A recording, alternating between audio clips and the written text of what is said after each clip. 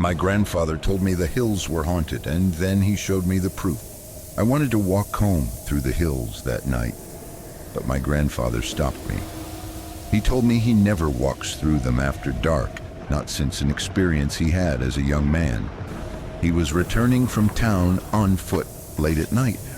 The moon was hidden by clouds and the woods were pitch black. Suddenly he heard music echoing through the trees. It sounded like a celebration, a wedding. He followed the sound, curious and a little unnerved, until he reached a clearing. In the faint light, he saw the silhouettes of 20 or 30 people, dancing and celebrating. It was a wedding party in the middle of nowhere, in the dead of night. It felt strange, but also strangely inviting. Before he could process it, one of the men broke from the crowd and walked towards him, holding out a bottle. He smiled and said they were celebrating, offering my grandfather a drink to join in their happiness. The man insisted, his form just a dark shape against the others. My grandfather was tired and thirsty from his long walk. A drink sounded good.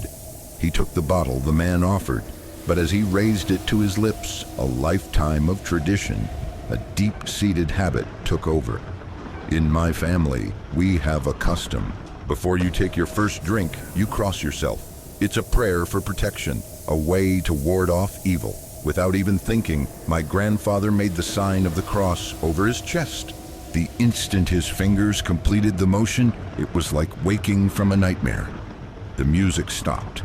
The dancing figures vanished. The joyful celebration evaporated into the cold night air.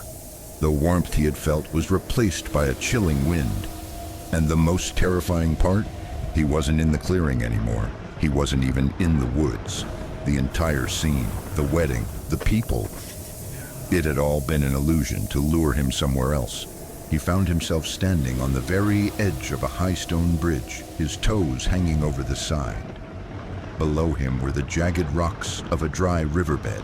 One more step, one sip from that bottle, and he would have fallen to his death. The spirits of the hills, the restless souls of forgotten wars, had tried to trick him into joining them. The act of crossing himself, that simple prayer, had shattered their illusion and saved his life. He scrambled back from the edge, his heart pounding in his chest, and ran home without looking back. But how did you know it wasn't just a dream? Or your mind playing tricks? I asked him, my voice barely a whisper. He looked at me, his eyes full of a fear that time had not erased. Because, he said, reaching for a dusty old bottle he kept on a high shelf. When the illusion disappeared, this was still in my hand. He placed the bottle on the table between us. It was the proof, the one thing that came back with him from the phantom wedding. What do you think would have happened if he drank? Let me know in the comments and follow for more scares.